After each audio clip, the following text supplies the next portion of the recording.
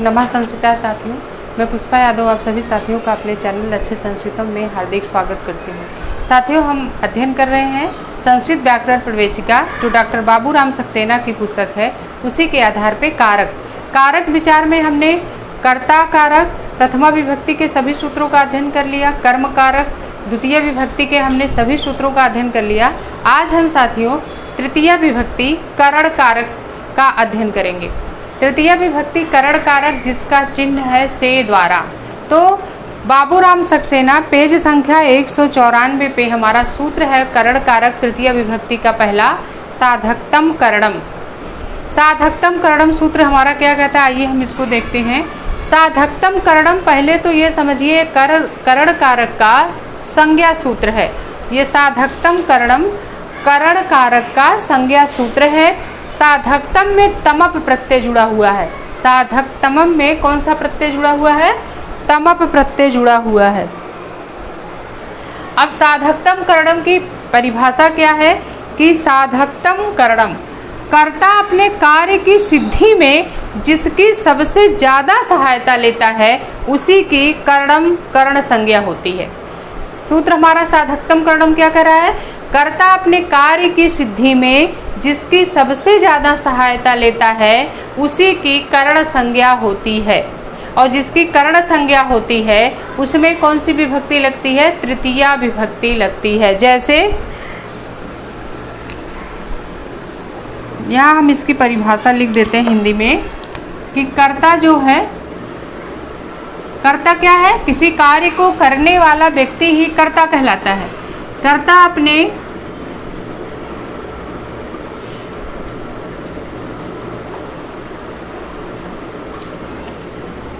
कार्य की सिद्धि में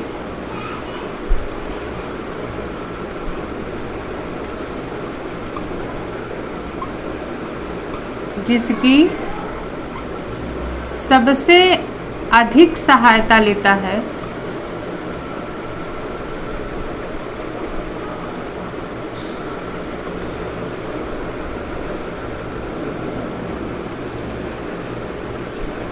उसकी कर्ण संज्ञा होती है।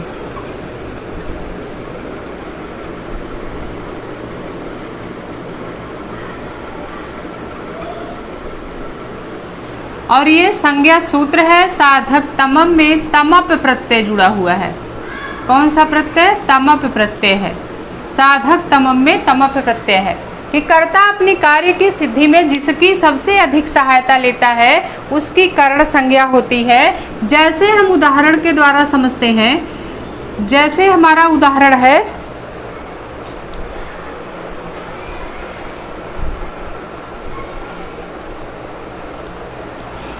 जैसे हिंदी में पहले समझते हैं, राम पानी से मुंह धोता है। पहले हम साधक तमम को समझ लेते हैं। जैसे राम पानी से